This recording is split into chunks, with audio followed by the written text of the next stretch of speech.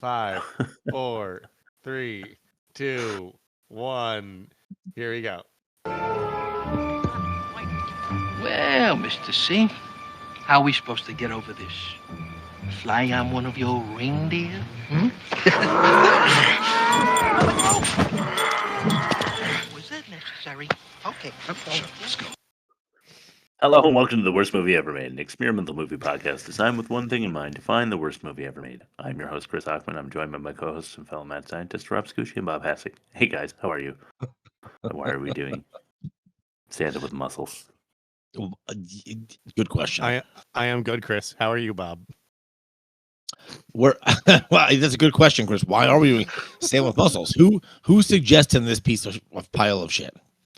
Bob is the infamous like Hulk Hogan fan of the three of us.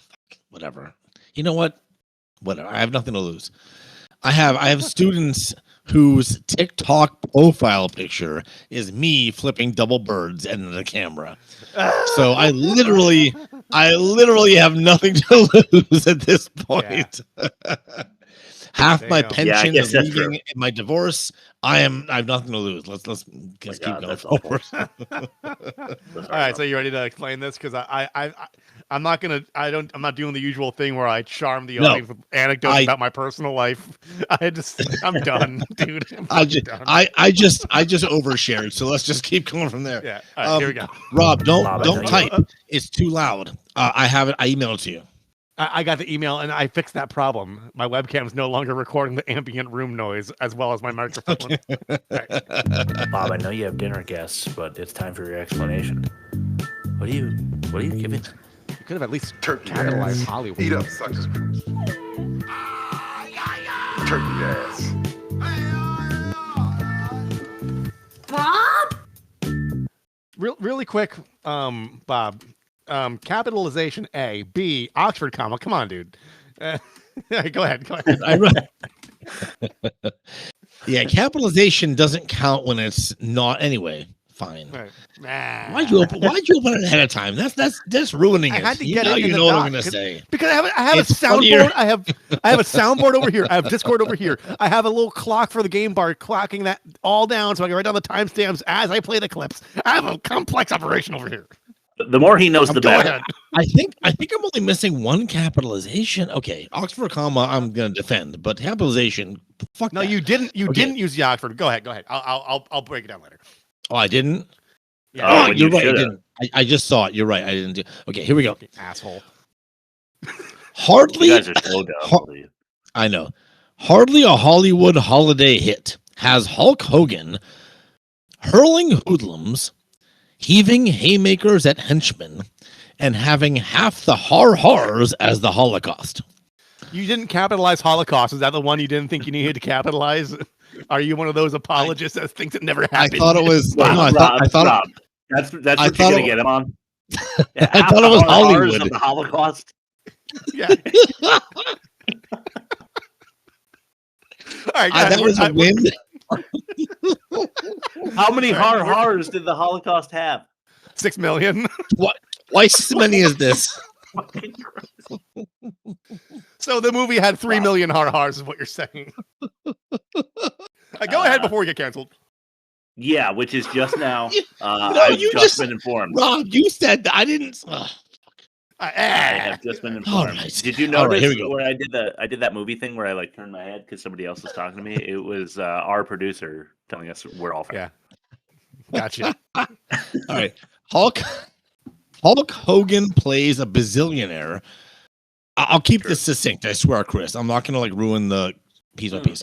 He plays a bazillionaire who gets an unlikely head injury and suffers a very selective form of amnesia. Yeah. And then is convinced he is Santa Claus. Now, he decides to help or defend an orphanage from a small group of weird villains. He beats up way too many people in front of cheering kids. That was the whole movie. That's true. He does. He does. He leaves quite a path of destruction in his wake and eventually regains his memory while saving the orphanage, sort of. Yeah. I mean, we're going to go through the details. Not soon, even, yeah. Yeah, this really is what we're working with. It's a garbage premise. It's a very weak script for a movie that's barely about Christmas. Like, it really is not a Christmas movie. It's really no. Yeah. All right. All right. Well, thanks. Let's throw it to the best YouTube comment. All right. Black people run fast, but problems run faster. Worst comment on YouTube. I brought in two. One's really short, and one's the exact kind of psychopathy that I seek out when I look for YouTube comments. So first one is short and sweet. It's pithy. Shawshank Redemption been real quiet since this bad boy dropped. So that's good. Now here's the one that really put a thorn in my craw, I guess is what I will say. Okay. Yeah. Released just 3 days after Clinton's re-election. How ironic. It's also unfortunate for The Rock that Red 1 is also similar when it comes to being a Santa-themed film released around the time of a presidential election.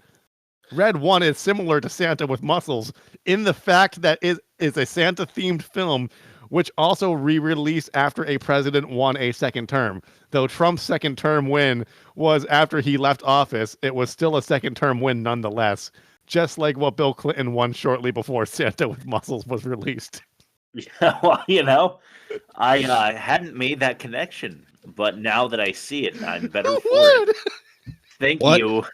What insanity! Thank you to what was the username? Do you know? Epstein. I didn't bother clipping it. I didn't bother. It's on the trailer. So I'll pull it up. Epstein with a blue check mark next to it. Yeah. Let's throw it back to Bob for the worst production. Yeah. This is our best episode. The Queen of Horde. You just wait till we get the Hulk Hogan. The worst production. Yeah. All right. So what? Okay. So what did they do wrong with this one, Bob? I honestly, I'm saying as my tagline, writing and direction. Yeah. Which I agree. Which I realize that sounds like the entire production is being roasted. Yeah, it's because it is. So I'm just gonna go to the critics on this one because they said it so much better than I could have. There was one critic who said the direction was working from an irredeemably bland screenplay, and that John Morlowski directs with all the enthusiasm of someone going through the motions to pay off a debt. Okay. I thought that was appropriate. So like Nick Cage acting. Oh, fuck you. A little bit, yeah. No, it's true. It's a little, yeah. And then a couple other ones said, films such as Santa with Muscles make films like Jingle All the Way look great. Yeah. I mean, yeah, true. It's very films true. like Jingle All the Way make films like Jingle All the Way look great because they are inherently that. Couldn't agree more. Right. And And then who totally agrees with that, by the way? Kendra Crump. Yeah, Kendra, yeah. She fucking loved it, man. She was like Is she 70% the way there, and then she bailed. Yeah. Hey, go ahead, Bob. And my last reviewer said that Hulk Hogan makes Arnold Schwarzenegger seem like Laurence Olivier. So, but anyway, just to like state it, like from start to finish, like the script was weak, and then the direction was lazy. The editing left in a lot of logical inconsistencies and continuity errors, which is all parts of the production. That's pre-production, that's production, that's post-production. They all sucked. This movie sucks. But it might not be as bad as our previous movie, but we'll see. But this is at least the worst Christmas themed movie I've seen, I think. Yeah. So far. And it was hardly even that Christmas themed. Hardly. Yeah, I said, yeah. No. I'm gonna be mostly silent. Yeah, I'm gonna be mostly silent on piece by piece because I didn't write down notes, but I remember a lot of things. So I'll chime in. I'll chime in when I think of things. Just riff. Yeah. Right. You have all the inconsistencies. Like everybody knows that. You're the best for that. Yeah. So. Yeah, they're off the chain. Everybody knows there's so many. I'm not gonna. Yeah. You know. Yeah, that's why he's gonna interject. Yeah. All right. So are you ready for piece by piece? Yeah. As I scramble to write an ad read to use later in the show. Okay, here we go. Don't worry, we can hear you typing loud and clear. Hey, you do. Here we go.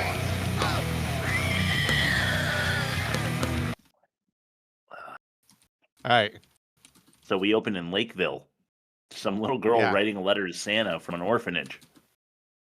Lakeville, she says, is a town in decline as some evil mogul is forcing the locals out of town by buying up their properties, right? With this intro out of the way, we meet the muscle man himself. That's Hulk Hogan. He portrays Blake Thorne, a millionaire who sells protein shakes and mantras to the masses. Yeah. Let's get into a little bit of that Hulk Hogan personality playing Blake Thorne. By the way, we got to talk about his hair. I didn't highlight it, but I got to know. Like, Business remind me after casual. this clip. Really business casual. I don't think he's had his own hair for years before this. I don't know that it was his hair. Like, how could they fake it No, though? it totally Like, wasn't. right, but it looks looks- convincing. Okay, if you Why say wouldn't he so. do that then, though? If you say, convincing. Well, There I were no guess I'm roots. used to It was looking at just- somebody it was else just every floating. day whose hair is less convincing. So, but yeah, well, let's throw to a clip to show you how douchey Hulk Hogan is in this movie. He actually only plays like the Ebenezer Scrooge. Not you. I was talking about Donald Trump, dude. Oh, Every day I look at his hair and I'm like, what the fuck is going on there? Anyway, let's go to rules. You can say that you want it because he's off the rails now. All right. Yeah, he's Make a note, Chaz. My picture on the can isn't big enough. And have him make me more tan. Yes? Of course, straight away. Your guests have arrived, sir. Figures. Business always calls when you're having fun. That should be another one of Blake's rules. Make a note, Chaz. Make it rule number... What number are we up to now? 385. Right. Make it 386. Never mix business with pleasure. Nice. yeah. So there's Hulk struggling through some dialogue. He like this is kind of an Ebenezer Scrooge approach, right? But like Ebenezer Yeah. is a douchebag through like 80% of the movie, Yeah. and then the last like 10%, 20% of the movie, you're like, oh my god, he's so nice now. I love it. But Yeah. like, in the beginning of this movie, we get the Ebenezer Scrooge Hulk where he's like total douchebag, but then like 80% of the movie is just awesome because Hulk Hogan can't be a Scrooge for the whole movie. He It's just in won't his allow it's it. in his contract. It's like with Dwayne Johnson and like Vin Diesel. It's like I can only get hit in the face 3 times, but if I bleed, you can only hit me once, and I have to Right. win. Like they I have can all these only be the conditions, heel for these the win first- conditions. Yeah. Yeah. Yeah. It's so true though. But I to give him some credit, it does sound like he's poking fun at himself. Like in the Yeah. beginning, he's like, "Make me bigger and make me more tan." Like that's Yeah. something some That's people self-referential are like, for sure. Yeah. Yeah. yeah. I think that's character shit. I don't think that. You don't I think don't that think he that's even Hulk- realized it was like about him? I'm Give sure him he credit. did a little bit, but it's just a matter of like he's taking the paycheck and they're just building the story. I don't Yeah. think Yeah. I don't think it's self-awareness to the point of giving him any credit. Let's just say that. Okay.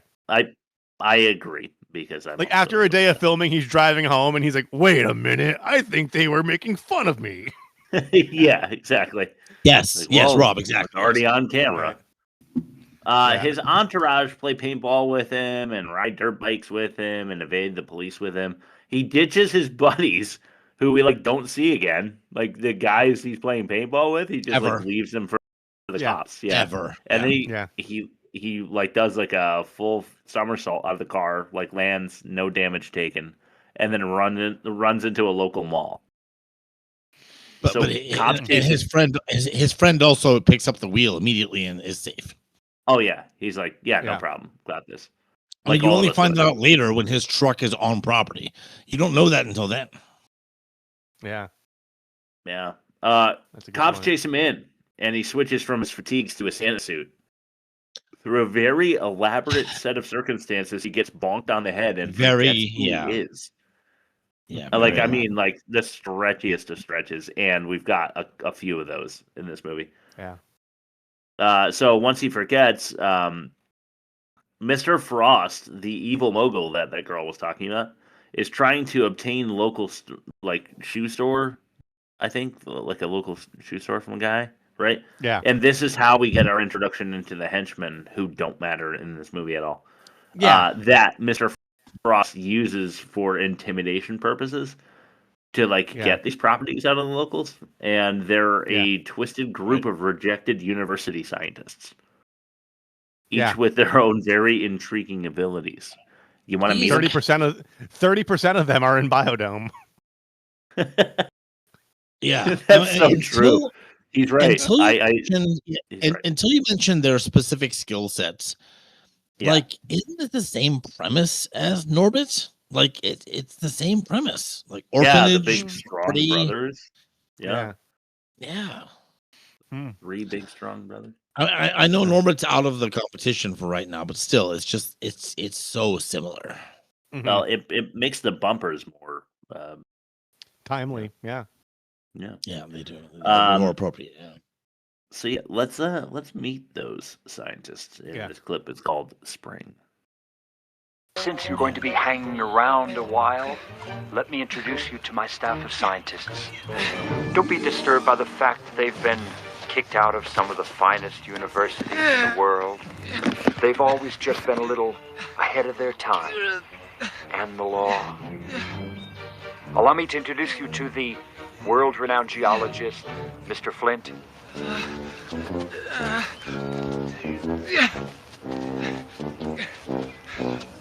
The music sells it. You are going to make such an interesting fossil. Canadian chemist, Mr. Vile.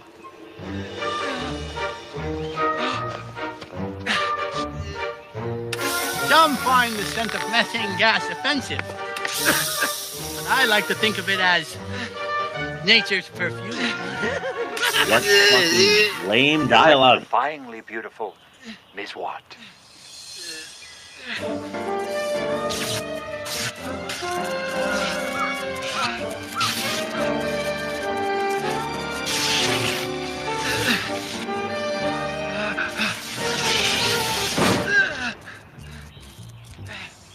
Oh, Spring. The target audience doesn't know what methane gas is. They're not going to associate that with farts. Yeah, true. That's a good point. Yeah. It's cow farts, really.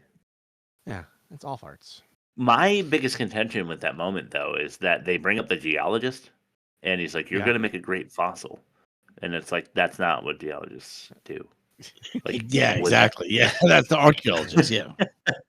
Yeah, that's what I wrote. It's an archaeologist, and then I wasn't even 100% confident that it's not like somebody in a more specific field these days than an archaeologist that has a name that deals with fossils. But yeah, an archaeologist, not a geologist. So right off the rip, we're talking about just the shittiest possible dialogue. A guy in an elf suit finds Blake dressed as Santa and unconscious out back. He thinks he's like a drunken Santa guy, which, they exist. I'm not saying they don't exist. So he robs him, and then he finds out that he's Blake Thorne. So he's really desperate to use the guy's Blake Thorne's credit card. And he goes to a very well secured fingerprint reading ATM that apparently existed in the 90s that I never saw at any mall. Did you guys ever see one of those? Never once in my life, Chris. Wait, saw what? What was the question again? The biometric ATM machine. Yeah, does the thumbprint. Oh my god, definitely not. There were barely ATM machines then. It was that was 96. Yeah, there were ATM machines. Yeah. Two things. One, they weren't biometric with a thumbprint. Second, they weren't left-right hand biometric thumbprint. Yeah. Yeah.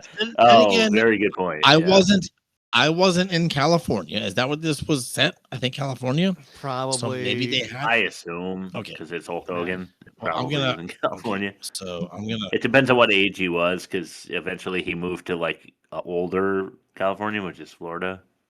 You know, Yeah. it's like California for like really old people. Like he Yeah. eventually went there. So Santa goes back in after he's awoken, and he's completely unaware of how he got in the costume or even who he is. Lenny, the elf who robbed him, convinces him that he's the Santa Claus, like the one, like the actual one. Yeah. Like, not only is he convinced of a different identity, because Lenny is so convincing, he convinces him he's a mythical, magical Mr. Creature from like all times who is like a demigod that like, you know, does the impossible every Christmas. Yeah. And he's just like going along with it. Like, okay, well, I'm going to go into this mall and let kids sit on my lap. Yeah. And I'll go back to the North Pole for Christmas. I guess I just won't think about it too much right now. Because it's a lot. It makes no sense you know? because, like, if he has amnesia, it's like, how does he know all the Santa Claus lore off the top of his head like that? Like, it doesn't make any sense. Yeah. Right. Everything about his amnesia, everything, like literally everything about his amnesia made zero sense, which is like most amnesia films of the 80s. Yeah. But this is 96. This is the same year as Titanic, 2 years after Pulp Fiction. Don't give this any credit. Let's move forward. Stop. Let's roll. Yeah. Let's talk about the one and only amnesia movie that really matters, and that's Overboard with Kurt Russell. That's the amnesia movie. Memento was the only one that matters. No, stop that. Nowhere near as good. Stop that. We covered that one. We didn't cover fucking Overboard. Yeah, I know. I'm saving it. Episode 500 or something. You know. Yeah. While in the mall, he beats up two young punks attempting to steal fundraiser money. To thunderous applause from the local mall-going onlookers. Yeah. Bob, you kind of mentioned this already, but like everybody's like, "Oh my god, that's amazing! The violence that's happening here by Santa Claus. He's really in front of ripping these guys to shreds." Yeah. Hooray! Santa's violent. Yeah. Exactly. Yeah. Super good. After the Santa gets the feeling that he needs to go to an orphanage, he just like walks out and he's like, "I need to go to the orphanage." So that like I think that was the weakest like story like plot moment where he just like walks out of the mall and he's like, I know what I need to do. I need to go to the orphanage. Yeah. And just goes there. Like that's how we continue the story about the orphanage and Santa. You don't see things that loosely tied in movies like pretty much ever, but here you do. Funny enough, the villains also feel compelled to visit. The orphanage is a new target for Mr. Frost. He got the shoe store by way of torture. Yeah. So now he's on to the orphanage because we gotta get that orphanage, you know. So like he sends his goons. Well, I mean, like if you have an evil master plan, your first two targets are always shoe stores, number one, and then number two orphanages. That's like the plan you need to roll out. Step 1, shoe store. Step 2. Yep. Step 3. Step orphanage. 3, orphanage. Yeah. Yeah. Right. You know what was weird to me too is that they're like, okay, we're going to introduce these 3 fucking crazy scientist people, and we're not going to introduce henchman number 1, who's like some weird like doctor guy who's like into the owner of the orphanage. Yeah. Yeah. But he's like hitting on the owner of the orphanage, like they grew up together or something. They show up and he's like, "You have like 6 days to surrender the orphanage. You want to bang?" And she's like, "Of course not." And he's like, "Okay, I'm gonna rip a statue out from like the front, and then that'll make you want to bang me." Yeah. But Santa shows up just in time to stop their speeding truck from running over an old man who works at the orphanage. Which is a fucking insane clip that you must see, and it's called "Merry Christmas" for Xmas. Get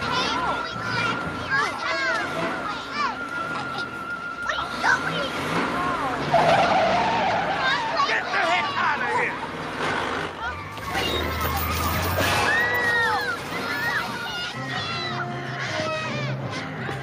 Where do you get off? Some of our homes and son our coppers. You better stop there, or you're gonna have to That's kind of sick.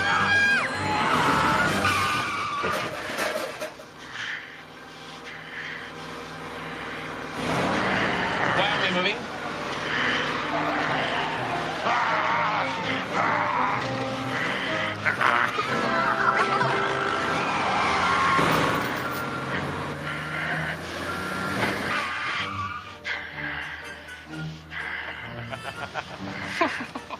Merry Christmas, Santa!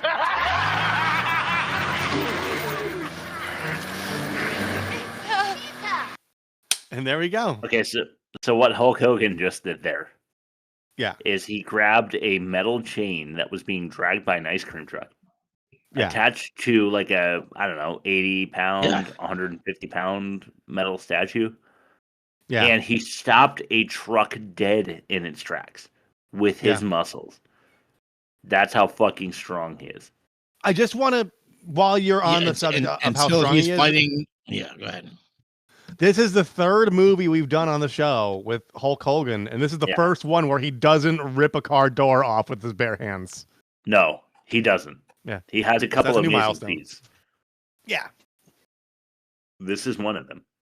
Yeah, I mean, he might as well have ripped his car door off. If you fast forward a bit, his strength versus his opponents is never balanced. It just doesn't make any sense. Yeah, it's Seagal logic. Yeah.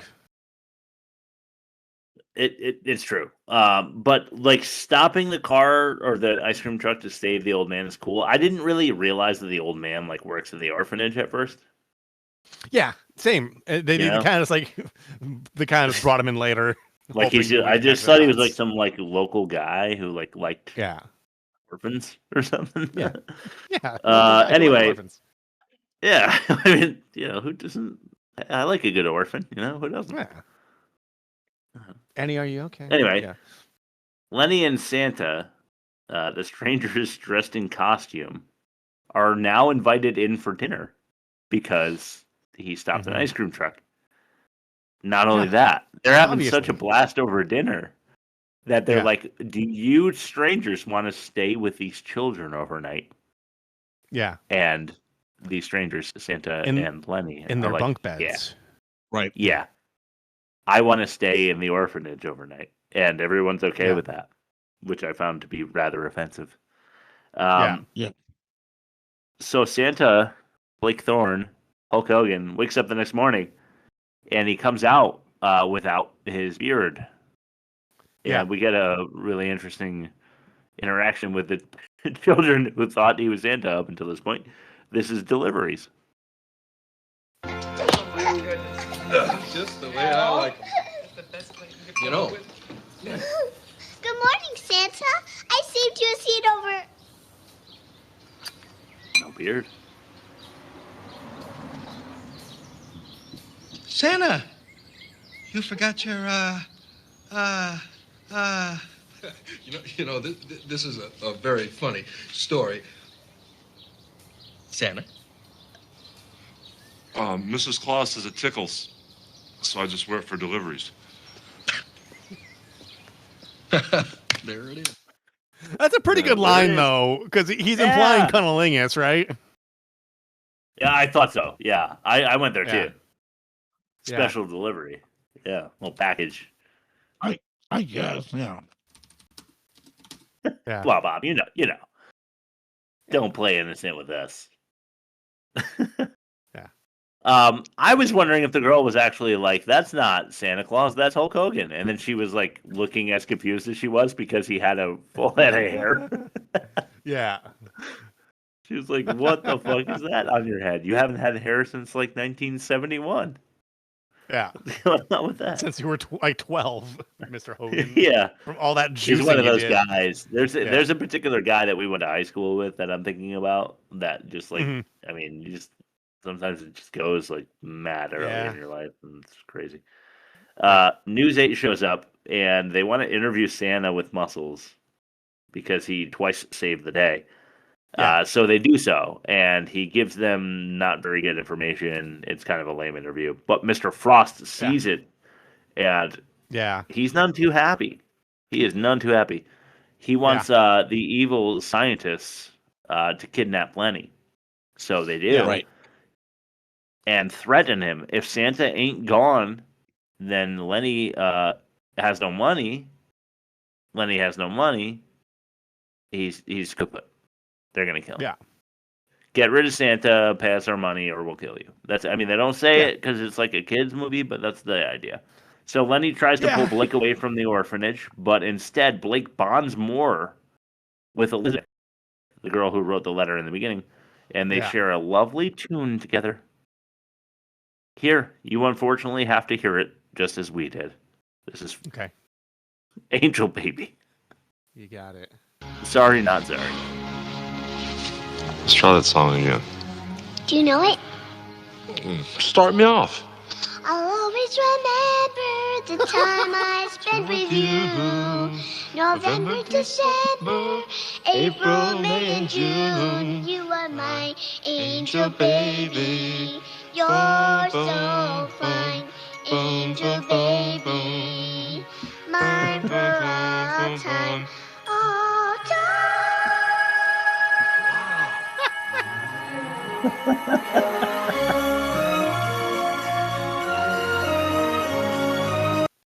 Nice. What are we supposed to take away from that? Her angelic voice does what? It makes glass light up, and then transition to the scene. crystals correctly, so they run up the walls of the orphanage into the windows. Yeah, let's go with that. But that's only after. But that's only after she sings it alone. No one's backing her up. It's fake. Yeah. Yeah, 100%. After tune time, the evil gang tosses Statue's head through the window. Same as the statue they stole before, I'm guessing. And it has menacing words attached to it. 1 day left of shopping until Christmas. It says, and now we're all just fucking terrified because it says that scary thing that it says. So Blake goes out to confront them, and he beats up the doctor and the chemist, and then they they flee. Yeah. So I'm not sure why they were there. They broke a window. I guess that's a win. This inspires Taylor, an orphan boy who was in the orphanage. You didn't know that until just now, when everybody's like, "Hey, where's Taylor?" He had 1 hour earlier, and he was like, "We're leftovers. Leftovers. We're leftovers. Yeah, we're the dude. Hey, listen, the leftover Thanksgiving sandwich, it's the best thing on the menu, in my opinion, for Thanksgiving. Yeah, it's not like they're gonna send him to a kill shelter. He just has to wait a little longer for parents that love him. Yeah, bro. You just wait another day, and then all of a sudden you're covered in gravy and cranberries, and you got a little mail maybe. You crisp out that bread, some turkey. And then I've been known to throw buttered corn on that bad boy. Yeah, some aspiring couple that can't conceive. They're just like, I love him. Do you have him in brown or blonde? And then they're like, no, that's not how it works. They're like, okay, and then they leave him. You remember in Raising Arizona when the guy's like, they had a baby with a heart on the outside. Yep. With Nicholas Coppola, yeah, great film. Yes, Nicholas Coppola. That's right. Which we covered. Where can they find that episode? www.theworstmovieevermade.com. If I'm not mistaken, my whole family had COVID, so I recorded that episode while driving in my car. Yeah, that's probably right. Wow, that's true. Yeah, one of our better episodes too. Yeah, it was a fun episode. It was. So Taylor's about to attack Mr. Frost and his goons with a fucking slingshot like a moron. Yeah. No wonder he's still not adopted. And then Hulk Hogan stops him from shooting a BB house, Yeah. And he's like, "Hey, listen, don't be an idiot." And here's a little. So I just wanted to show Lenny and Hulk Hogan jumping over the gate again. Can we do the opener? Okay. Can we do Tosser? Yeah, and I'm dumb because I clipped it twice. I could have just used the same clip both times, but I have an opener which is Tosser, and then I have Tosser again. Well, I never do this to you, so. Well, Mr. C, how are we supposed to get over this? Fly on one of your reindeer?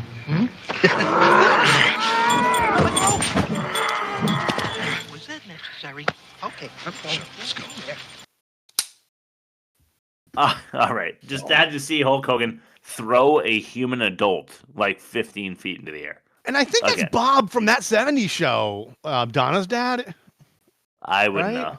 It is, yeah. Mr. Penciotti two or whatever. 70s shows actors. Mila Kunis and him both end up on 70s shows. Oh, yeah, Mila Kunis. Yeah, I was going to bring that up. Mila Kunis, like, man, later in life, she's a fine specimen.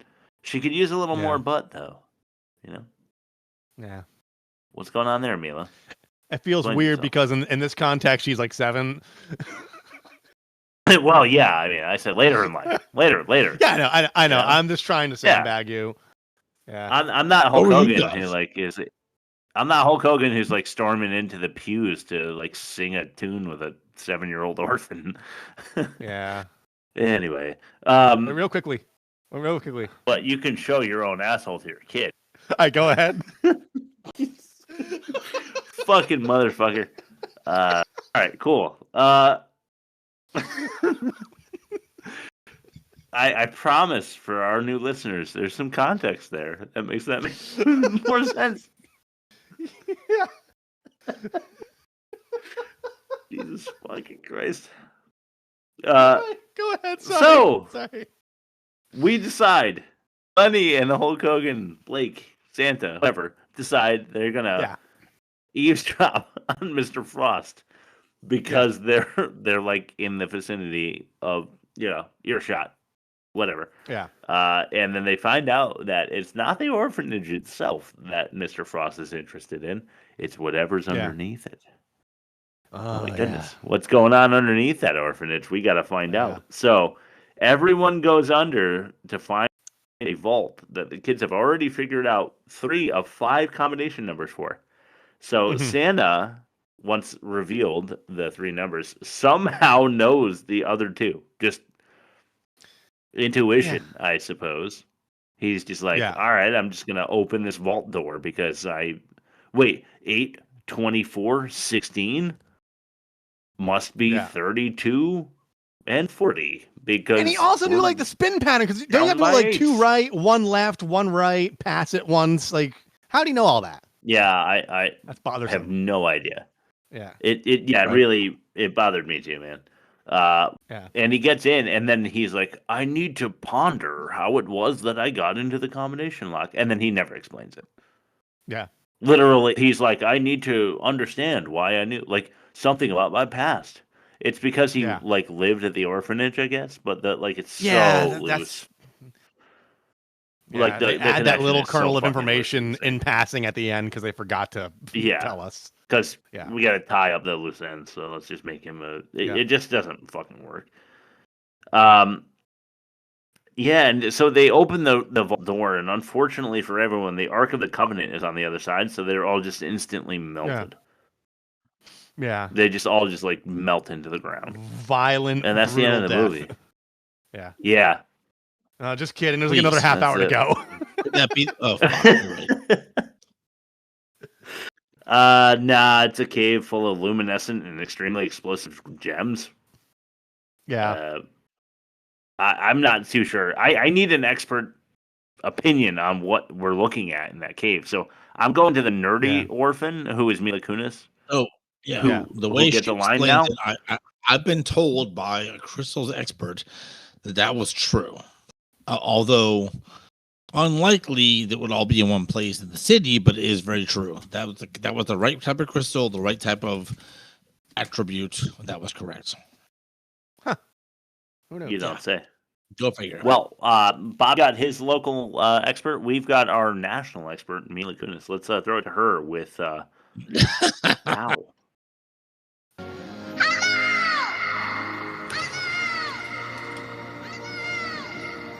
Hey guys, I know what these are. These are piezoelectric crystals. I read about them in my geology book. They're quartz crystals with natural electricity in them. Vibrations make them put out power. That must be worth millions. Electricity? Can't they? Taylor, put that down. Okay. I told you so. Everybody out and watch your feet. You don't want to step on one of those. Watch your feet. Come on.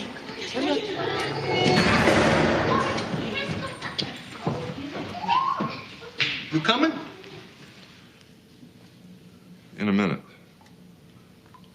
I just want to figure out how I open the vault. Right, see? Hey, you're Santa Claus. Come on, let's go. Then Dr. Blight was right. Why am I not at the North Pole then? And how do all the kids in the world get their presents tomorrow? Those are the $1 million questions we need answered. Yeah, so Bob, your local expert, is it Dustin? Yeah. She knows about Yes. the crystals? Okay. Yeah, she does. But is she when is she coming on the pod? Because you gave us a teaser and you were like, she's coming on. Yeah, but not this episode has nothing really to do with crystals. I mean, it does, but I mean, so she said when she was watching it, she said when Mila Kunis's character described the crystal types and what they are, she said, okay, that's actually fact. Like they do hone electricity and they are this blah blah blah, and she said yes, those are the crystals. But everything so after Dustin that is saying that there's a quartz out there that can dust electricity.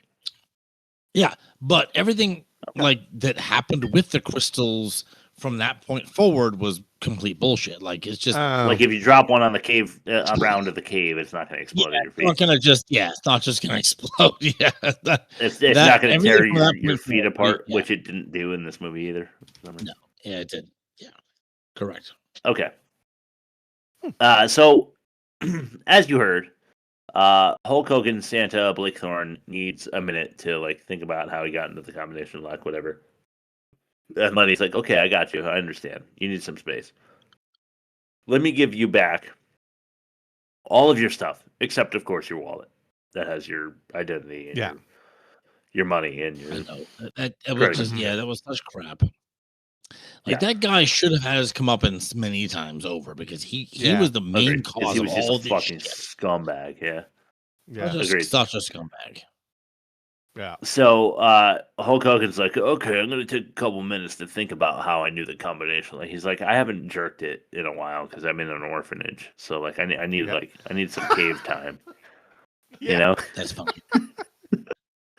And he like after he's done doing what he's doing, he goes back upstairs and everyone's being held hostage by the like doctor that's with the scientists. Yeah.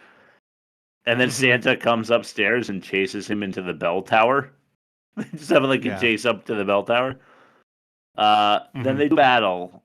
Although Blake Thorne, Santa, Hulk Hogan wins, he is thrown into a dump truck by the animatronic Santa in another stunning display of bad luck that happens to him once more. Yeah.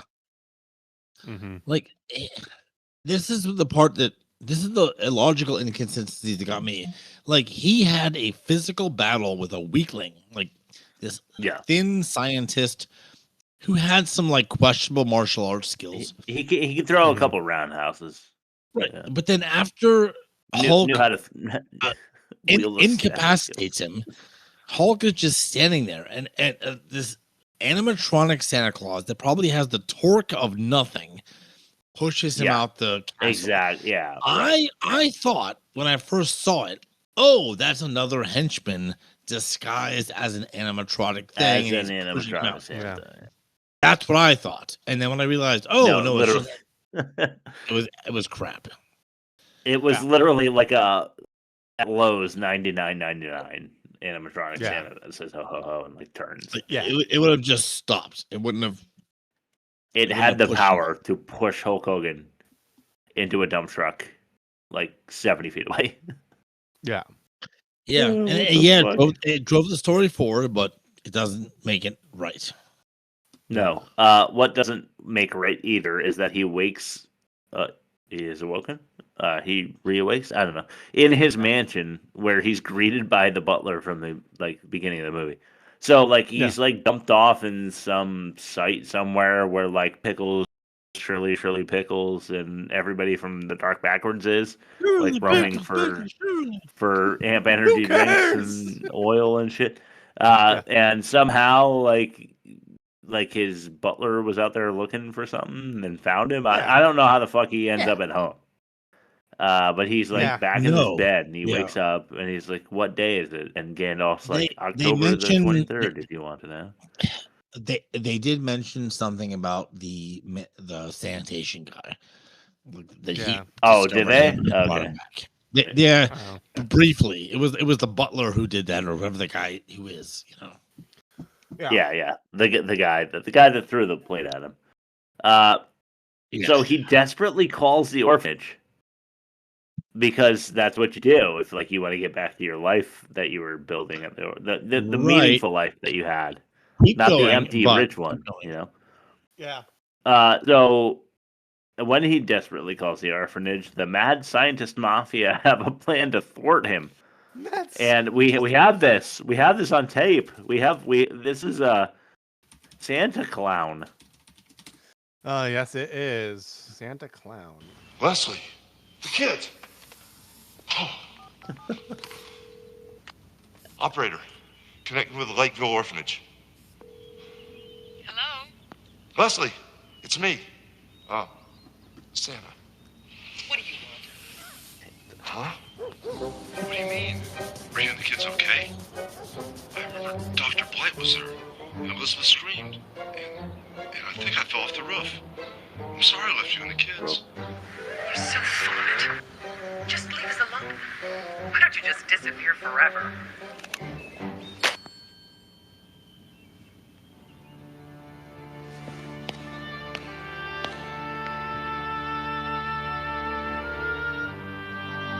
Takes care of Santa Clown. Assemble the team. We're taking the orphanage now. Santa Clown is like a Stan Darsh level insult. It really is. You're fucking Santa Clown. Yeah, I guess. Marsh, more like Darsh. Yeah. Yeah. The Ragtag researchers ramshack the orphanage. They force the children into the mine, the explosive crystal mine. One problem: he can't get into the vault. Mr. Frost doesn't know the combination because he's not Santa and he doesn't know magic, so he can't just like undo the vault and get in there. So, and he's not Bad Santa either, who knows how to break into vaults. That's a good movie. A distraught Blake Thorne is, it's fucking good. A distraught Blake Thorne is forking his breakfast around his plate like a melancholy preteen when he gets a call from Lenny. Yeah. And now we have new motivation to get this movie back on track. Let's fucking do this. This is a clip called Mission.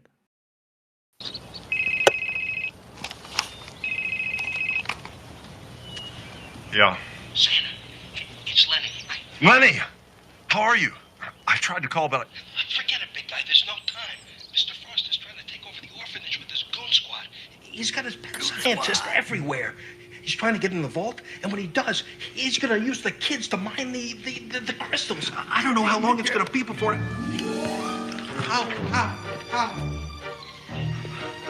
How's my favorite patient?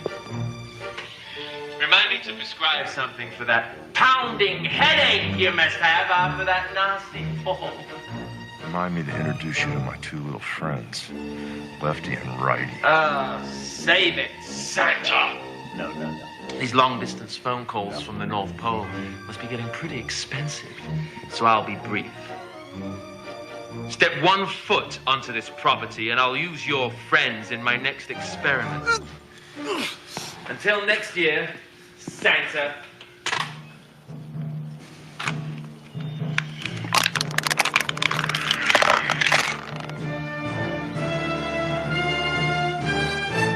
Gentlemen, we have a mission.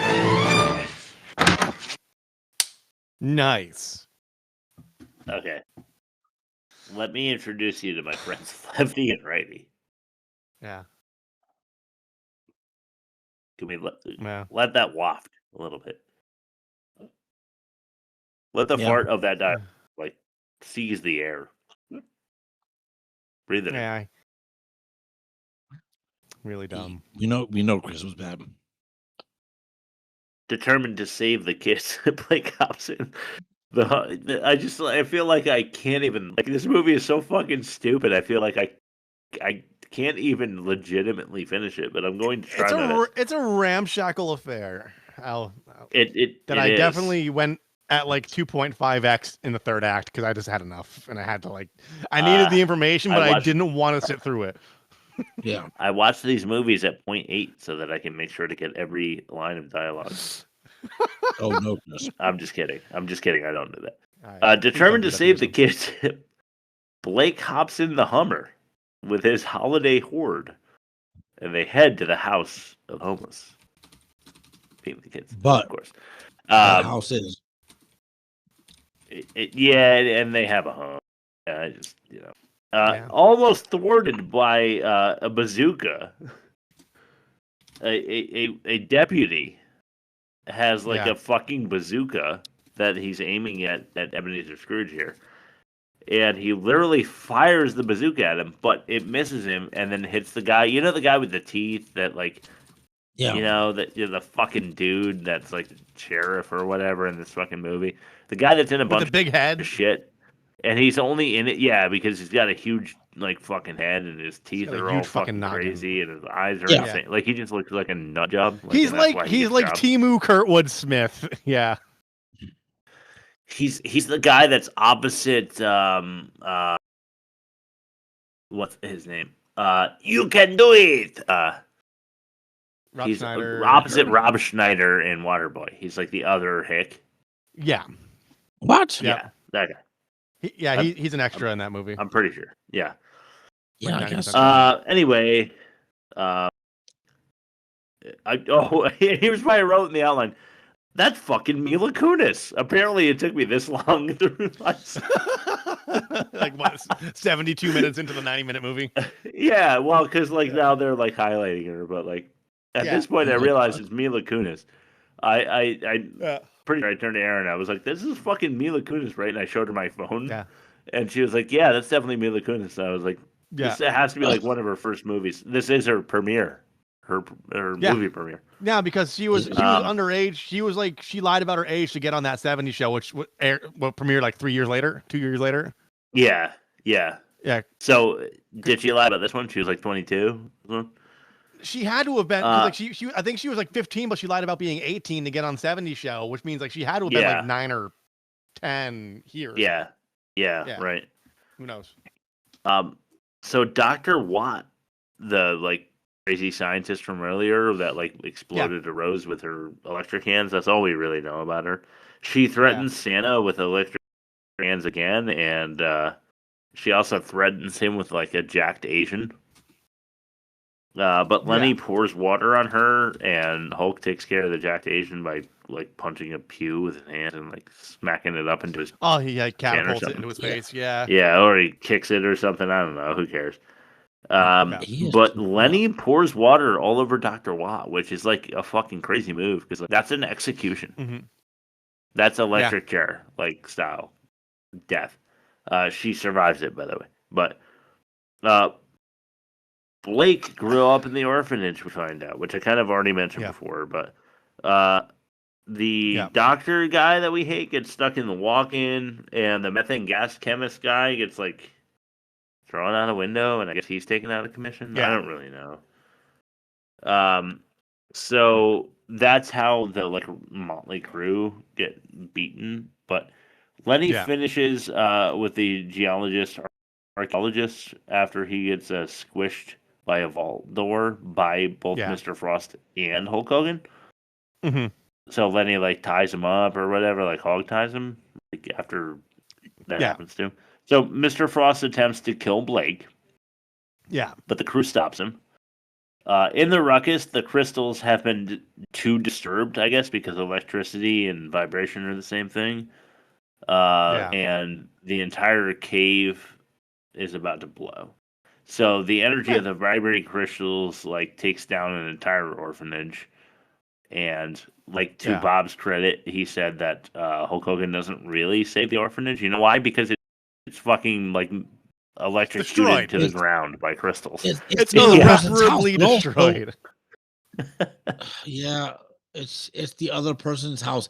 He's like, I have a place, and I'm like, no, that's not your place. That's not how property values work and property ownership works. Yeah. But go ahead, do the fuck you want. Anyway, let's move on. He is a billionaire. Yeah. So he is. Yeah, he can just like, he can do what he wants. I'm a billionaire. Yeah.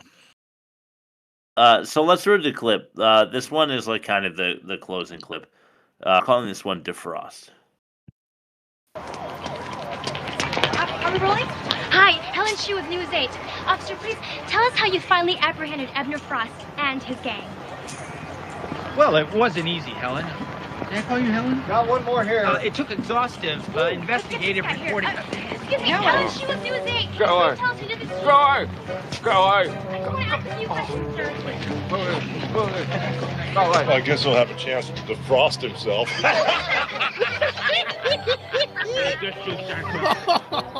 Like the knee slapping guffaw. Hi, Helen Shue with News 8. Just a couple of questions. Are you in a felony? Were you responsible for the explosion earlier? Are you responsible for that?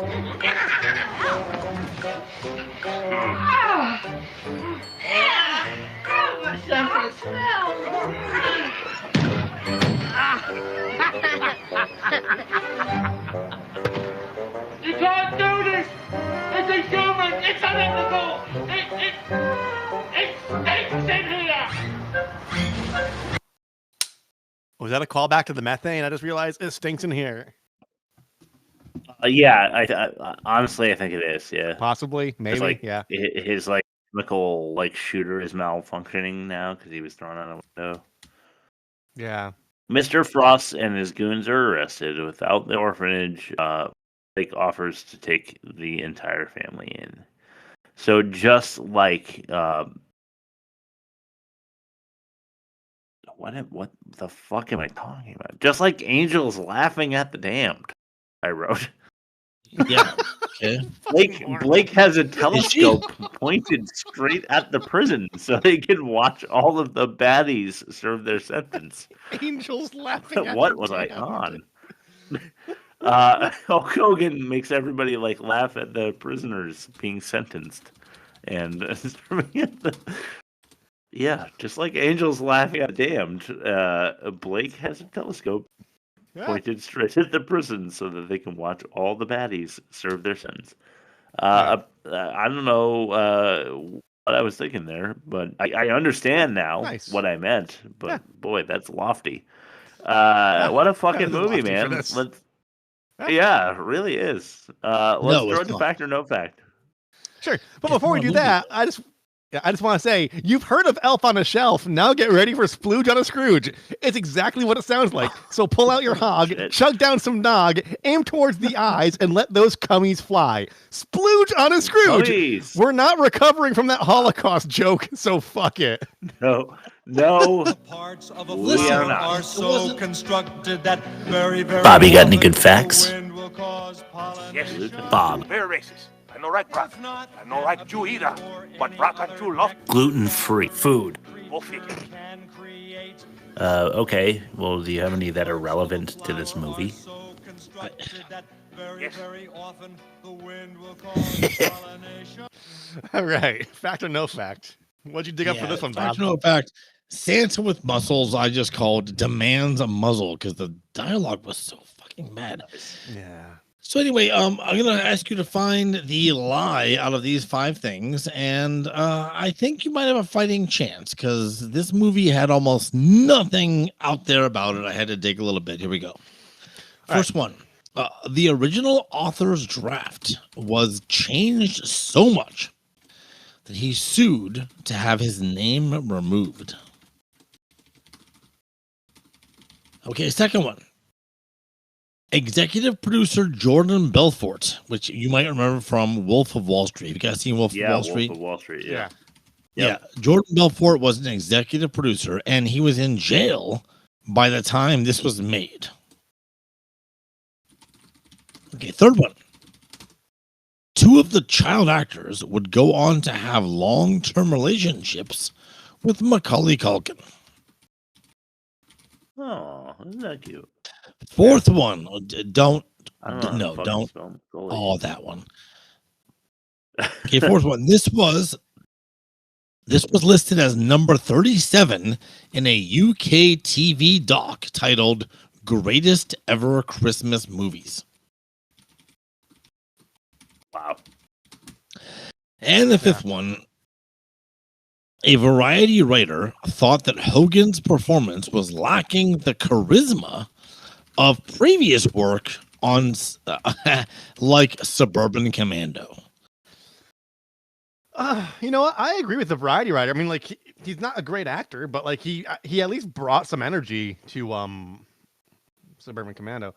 Okay, He did. I agree. Original author's draft was changed so much he sued to remove his name. I mean, that happens, but like there's also like things in place where like you can't just do that. Which is why like whoever did American History X like called it an H. Dumpty production because like he couldn't like remove his name outright, but he could use a pseudonym or something like that. I don't know. So I'll circle back to that one. Jordan Belfort, I know he was on that because like one of the YouTube comments said it when I was looking up those, but I don't know about the jail time. So like that might be true. I know that Macaulay Culkin dated Mila Kunis. I don't know if he dated anybody else. Good for you, Macaulay.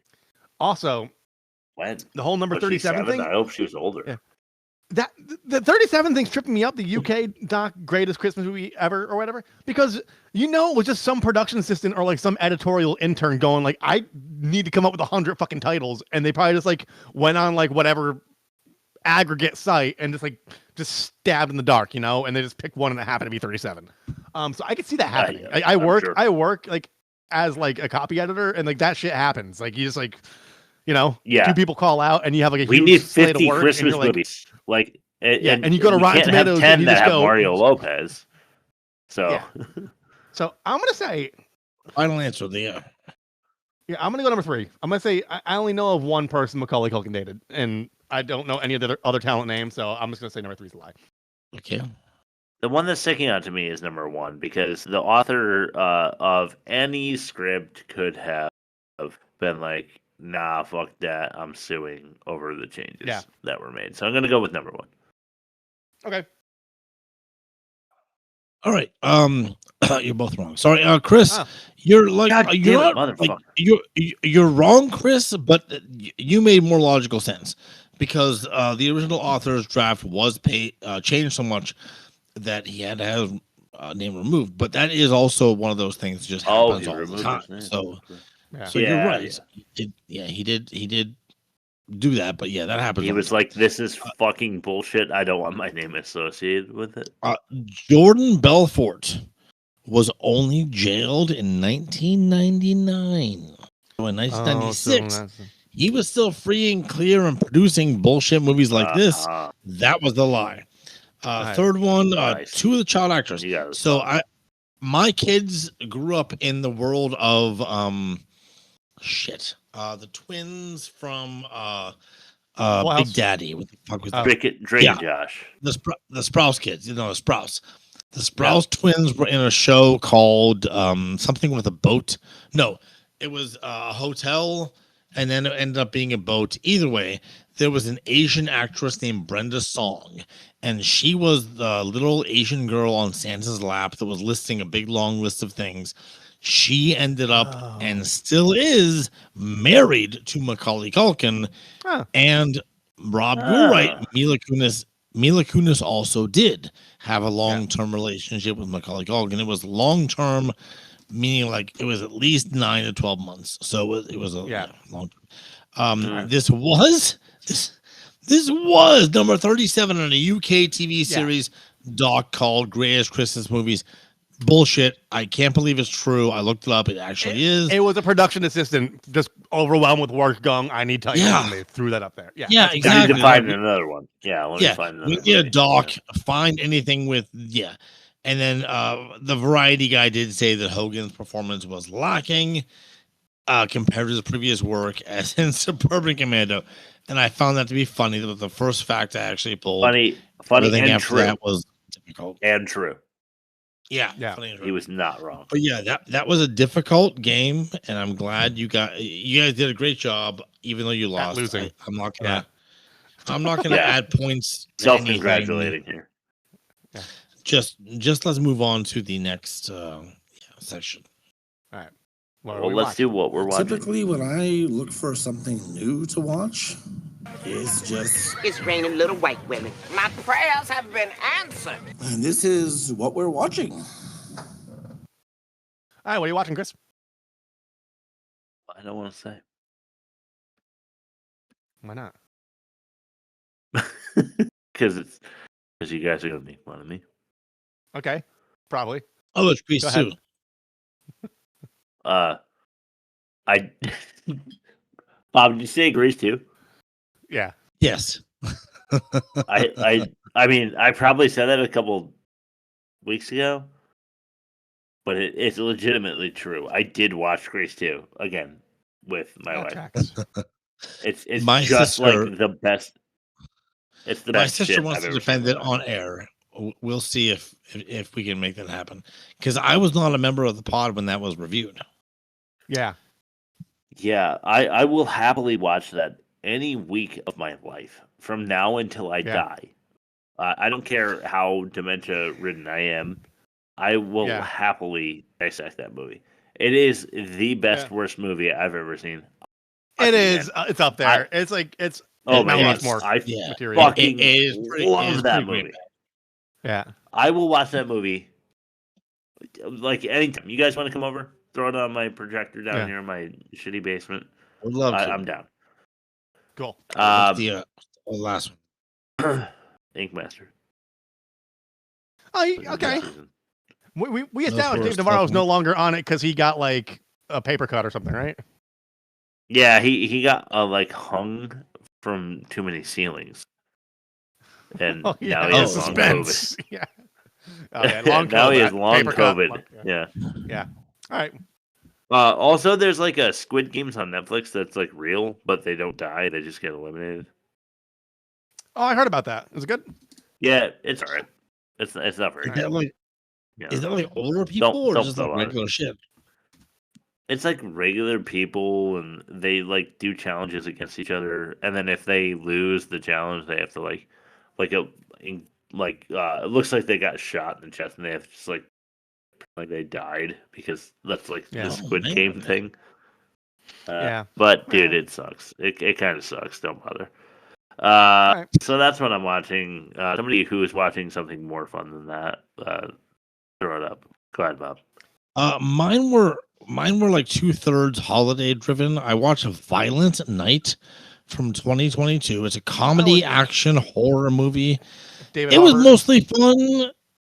I don't know. It was deaf Christmas heavy compared to this. So I'll just say that. Yeah. Other Christmas movie was Black Christmas from 1974. If you guys haven't seen this, it's one of the original slasher movies. It's well done. Not to spoil it, but they definitely like show the original slasher. You don't ever see the actual villain of the movie, which kind of disrupts the ending a bit. But it's a great psychological thriller because there's not a whole lot of gore. But third, I watched Manimal. It's a TV show that came out when I was 7 years old. It was 1983. It's called Manimal, and I recognize that. Yeah, the episodes are out there on YouTube. You don't have to look very hard. Once you're on YouTube, if you look up Manimal season whatever, because it's only one season. 8 episodes. Season 1. Yeah, 8 episodes. It's about a guy who's a animal expert, and he's at a local college university talking about animals, but he also can turn into animals and fight crime, which is funny because 90+% of the villainy that he thwarts is based on him just growling at people. It has nothing to do with him doing. I love it. It's really funny. It's really funny. I have more things I've been watching. I'm going to hold those off for next week. For right now, Rob, go ahead. All right. There's a 2004 sci-fi movie called Primer. It's a low budget, like $7,000 budget. Yeah, it's time travel. The guy, and basically they find out how to like do short-term time travel. So they go back 6 hours in the past and they use like that short amount of precognition to like manipulate the stock market. Right. But they find out like in that process, if they keep doing it, like they're living 36-hour long days and like they're cognitively declining. Okay. That's and cool. They don't know how many duplicates there are out of them doing that same thing, and then it just spirals out of control. It's unrelenting in its willingness not to dumb down the terminal. It was written by an engineer, so like they really go hard on like the logic of it, and it's beyond my intellectual capacity, but I could understand like the consequences of their actions in that context. But it's really good. Primer. And then I talked to Bob about this earlier this week. Bowfinger, which I think we should do for a good movie. Because we've been railing on Eddie Murphy a lot, and it's Eddie Murphy's best fucking movie. Dude, I like some Eddie Murphy movies. I like it's really Murphy. good. I don't want to like shit on him. You like.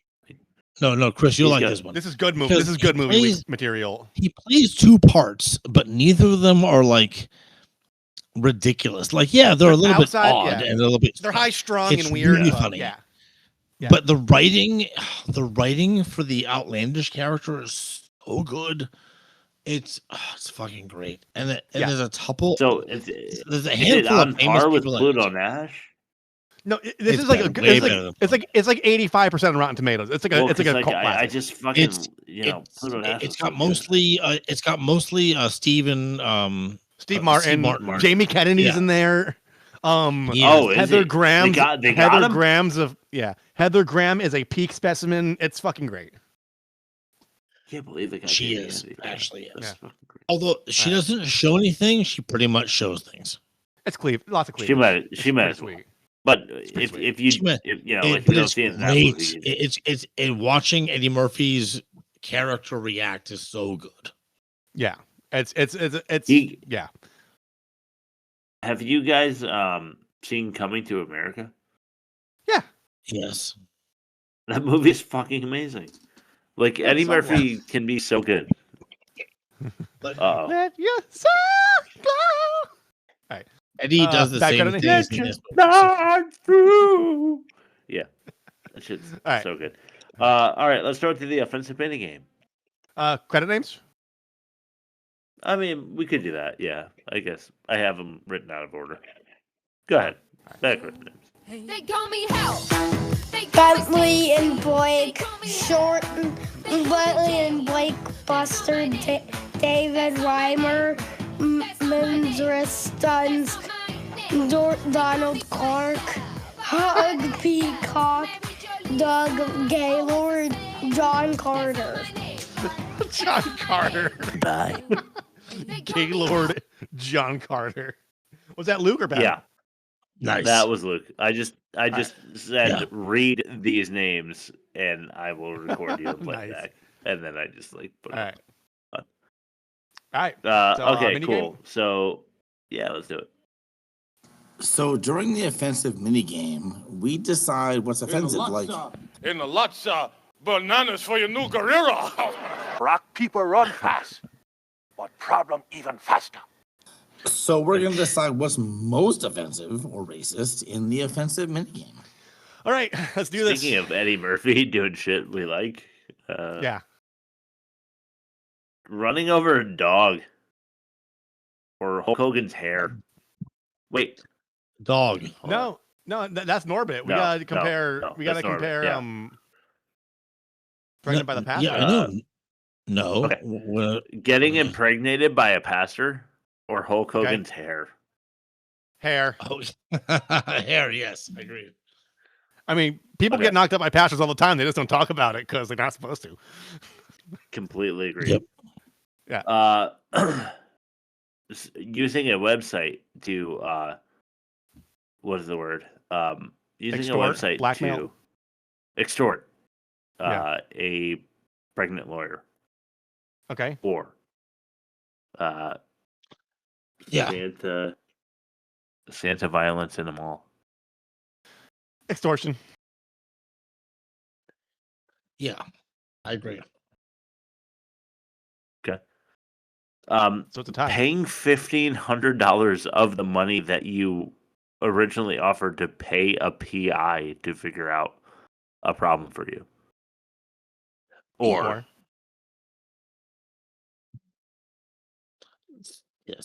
orphanage destruction. Orphanage destruction, I would say. Which upsets me because that means Santa with Muscles has a 1-point lead now. Well, yes. Yeah. Yes, it actually does. Two of three. So, which is great though, because I feel like it has no chance. So if we're going up like 1 up, that's nice. Yeah. Let's start to the movie comparison. Oh yeah. We also have to compare the league or something. Something that it's a little thing we like to do for fun. In a lots of bananas for your new career. Again. Okay. Yeah, right. We really hammered home that Eddie Murphy. Yeah, we're like mine. Yeah, great minds, you know. We have, but rightfully so. All right. Let's compare these. Production Get out of here. between Pregnant by the Pastor, not Preacher, or Santa with Muscles. Tyler Perry approach for worst production, or writing and direction. I'm going to say that Pregnant by the Pastor is worse in production. I'm kind of indifferent, so Chris, if you have an opinion, let me know, but I'm not sure I have an opinion. I'm going with writing and direction. Yeah. Yeah, of course you would. Yeah. Acting, what was worse, Pregnant by the Pastor? I'm going to side with Rob on this one.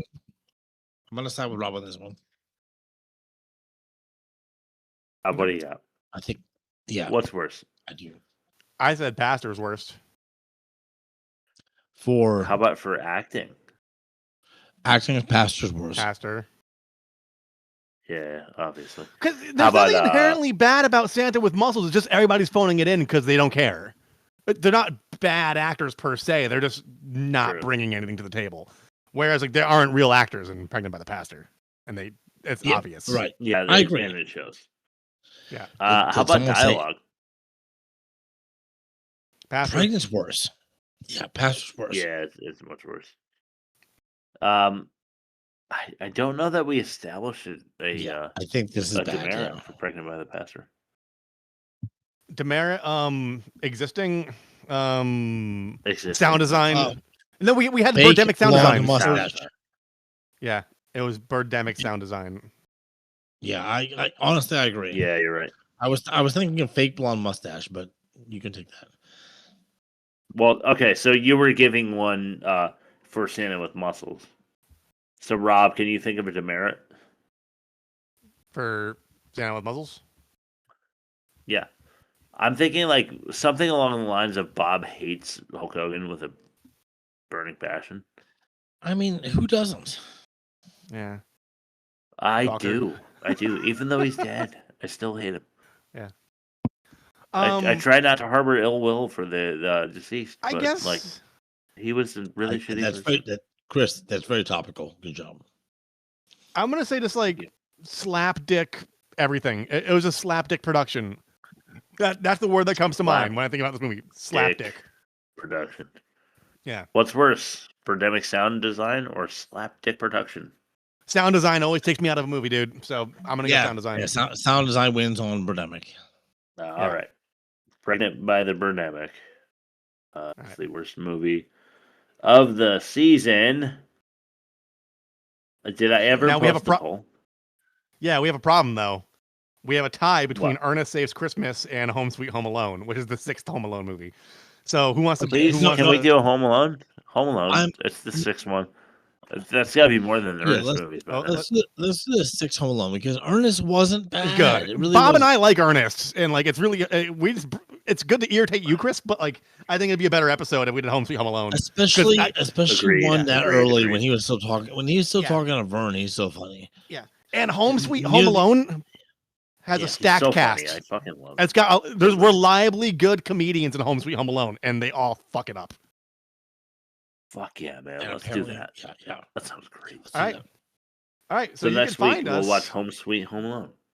Yeah, and you can find us at www.theworstmovieevermade.com. Go to there. It's a link tree there's symbols that represent these sites and the places you could listen to us and see us and hear us.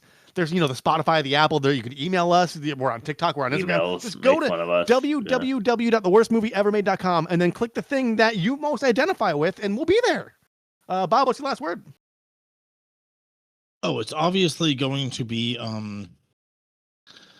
shoot. What was that word that Hogan said? Oh, shit. Har-har? No, God. No, Rob. Get that out of your mouth. Yeah, let's just do it. Holocaust. Har-har. Har-har. See you guys. Great. Well, if we weren't canceled up until now. No, it's... We're saying this is... Okay, yeah, you're right. Okay. And that makes you... Thanks, Maeve. Thanks, Shay, JK, Ms. McKay, Slow Drip, Jeff, Joanne, Dustin, and, of course, the everlasting, never quitting, loves us even though there's so many flaws. Kayla. Is it Kayla? I would say I love you too. Oh, yeah. She doesn't love me, she loves her. Oh, no. Chris, why? It's a little thing we like to do. You know, she's like, In the WhatsApp, bananas for your new career. well, Chris is so All right, cool. guys. See you next week. Yeah.